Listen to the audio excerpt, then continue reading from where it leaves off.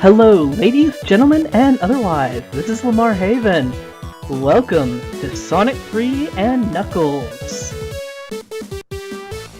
This game, I have a history with, let's just say. I'm going to give you the short version as we move on to the character select screen. As we move on to the file select screen. I have a humongous history with this game. I have been gaming for quite literally as long as I can remember. And Sonic 3 and Knuckles is probably the game as a kid I spent the most on, rivaled only by the Final Fantasy series. And the reason why I would say this game probably beats them is because I was a Sega fanboy back in the day. Huge Sega fanboy. Playing Spiral Knights as much as I have lately, I kind of got reminded that there are other Sega games that I really need to play. This is one of them. I can't guarantee that I'm going to be extremely good at this game. I used to be. As a kid, I was amazing. But I'm not. I haven't played this game for many years. This is a nostalgia trip for me. So why don't we get started?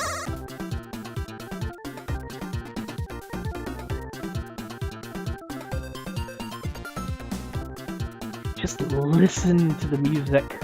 It is glorious.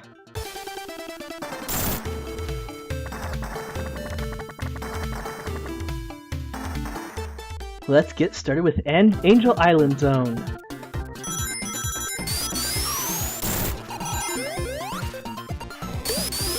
Now, the reason why I was a Sega fanboy as a kid is because I lived in a neighborhood with several other gamers. All of these gamers had a video game system of some kind. They tended to go the Nintendo route. They liked the Super Nintendo. I tended to prefer just getting the system that nobody else had. So I ended up being the Genesis kid in the neighborhood. What this meant was I got every decent Genesis game I thought I could get my hands on. And if that didn't include Sonic the Hedgehog, then I would have been teased out of my neighborhood within the day. So, what this ended up happening is I nearly mastered this game as a kid. I could pull off some crazy stuff. I've been told by older cousins who knew me at the time or would visit from out of state that apparently I was a bit of a speedrunner. I don't remember this. I don't remember speedrunning. I just remember playing the games over and over and over again.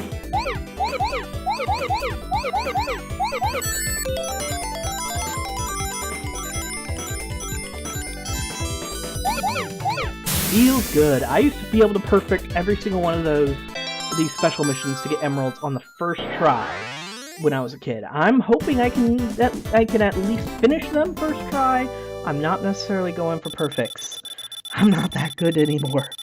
I would need a lot more practice to do that. The last time I played...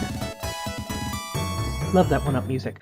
Last time I played Sonic 3 and Knuckles was when a friend of mine happened to be over from... he was actually living with me and my family for a month or two. And he had the Sonic collection on his PS3 at the time, I think. Was it PS3? I don't remember. Anyway, the thing is... shields. One of my favorite additions to Sonic 3 is the shield. They each have a special effect and can be used by Sonic, specifically, to get... each one has a special ability. As you see with the bubble, it allows you to bounce. Why am I explaining this to people? Because there's a lot of gamers out there, believe it or not, I have no idea what an old Sonic game is. You know what we call these kids? The Millennials. That's right, folks. People who were born in the year 2000 are just getting into gaming now. Or have been into gaming for a while, have never played a Sonic game. Let that sink in. Yeah, it's terrifying. Bonus stage. I usually don't do the bonus stages, they're too risky, but... if that happens, I'm not gonna complain.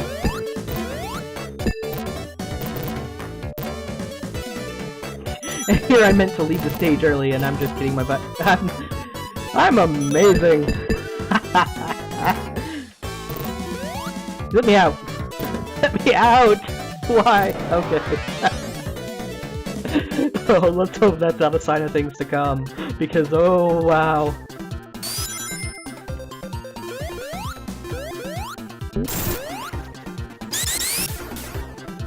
I don't know if I remember where all the secret, where all the big rings are. I do remember that one. As a kid, I had all of their locations memorized, though. Forgive me if my commentary is somewhat lax during these special zones. Chances are I'm gonna have to concentrate. Maybe not on these few early ones, because these are still ingrained into my skull, apparently. A lot of people, when they are nostalgic for the old days, and the difficulty of the old days especially, when it comes to gaming, I don't always agree with those folks. I'm actually a big proponent of the modern age of gaming for many reasons. One of which being that there's just a humongous amount of diversity nowadays. People are like, what? No, there's a ton of diversity back then. Look at all these crazy, shitty games with crazy ideas they had. I mean, you could be like a velociraptor delivering pizzas or some craziness, and it would work because it was in a video game. There's a lot more diversity nowadays.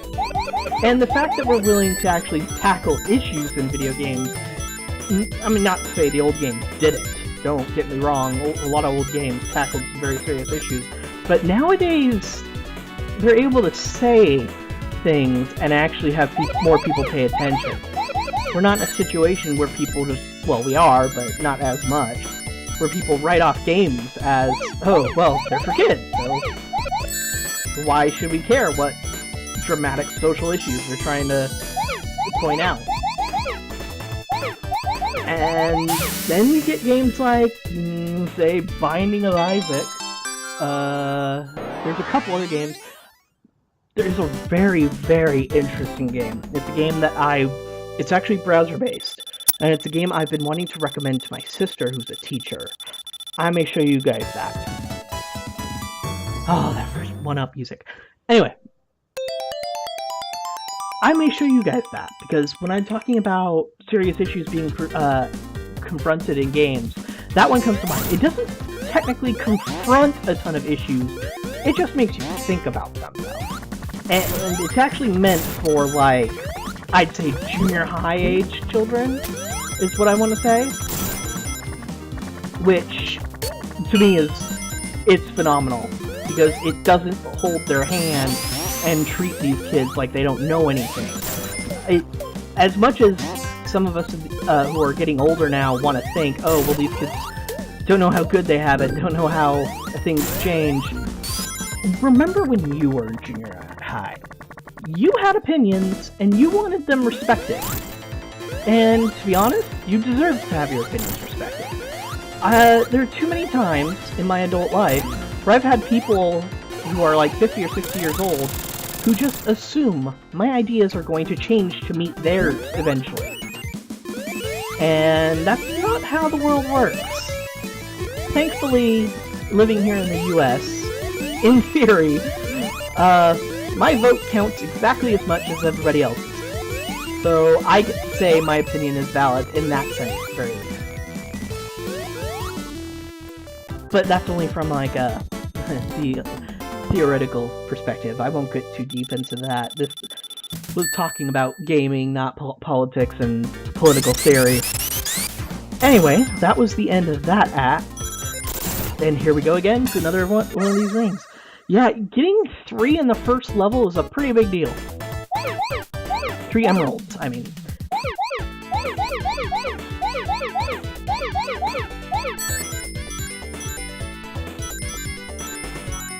In order to 100% this game, you have to get all of the Chaos Emeralds, then all of the Super Emeralds, I believe they're called, when you get into the Knuckles part of Sonic 3 and Knuckles.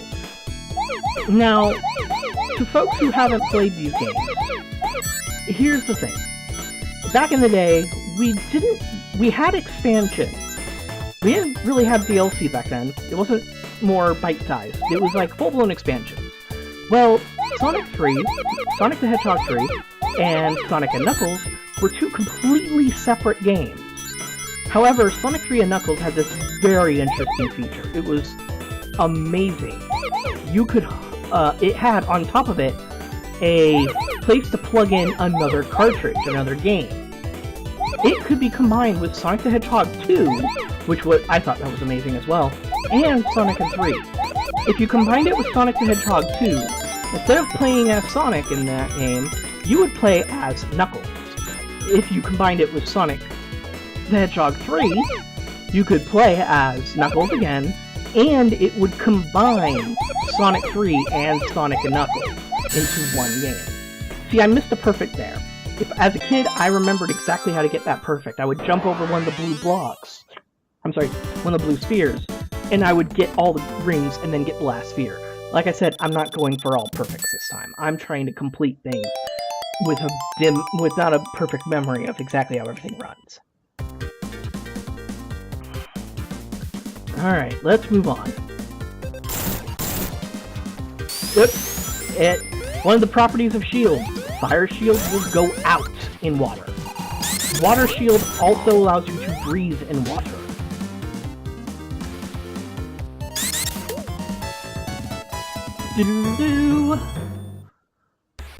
Back in the day, I would have a file in this game for every single character's 100%. I had Sonic and Tails in a game, I had Sonic alone, I had Tails, and I had Knuckles. All of them with 100% completion. And like 99 lives, but that was incidental to getting 100% mostly. Listen again to this music. Oh my goodness, it's fantastic. That was always something in the Sonic series, and honestly to this day, in my opinion. The Sonic series has always had over the Mario series. Some of the younger folks might not realize, but the rivalry between Sonic and Mario back in the day was pretty big. It was, because Sega back then had its own system and it was competing. Then the Dreamcast happened. I'm not one of those folks that thinks the Dreamcast was like the super underrated console, because I've seen only like one in my life. And I've played maybe 2 games on it that eventually got ported to other systems. So, the loss of the Dreamcast wasn't exactly big to me. I say I was a Sega fanboy. To be honest, I was probably more of a Nintendo fanboy. Nintendo's always been my thing. I've always liked their games more and everything like that. Sort of why I'm disappointed in the way the newer systems are. Oh yeah, here, just hold the right. I literally have one hand on the controller right now. Just hold the right button down and you'll just keep running and this will miss you. There's no threat there. And look, you let go, and all it does is that. This is what counted as a scripted section back in the day. Alright, now for our first fight with Dr. Robotnik.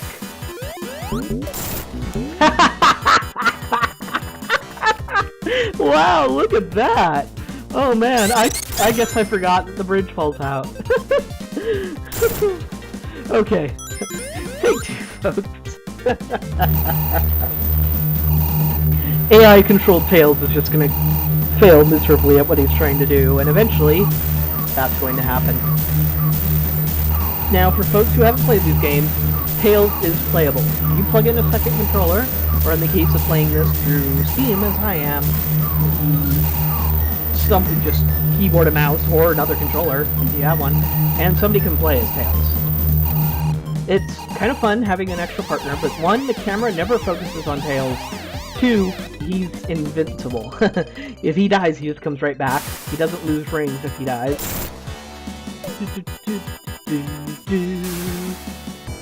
Again, amazing music.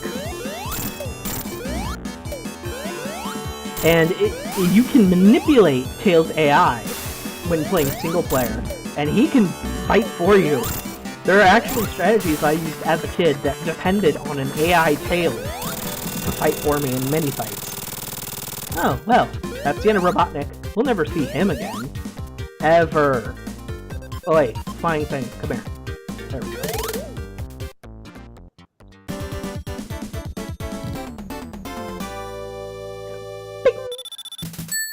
Alright. So folks, that's the end of this video. And I'll catch you next time.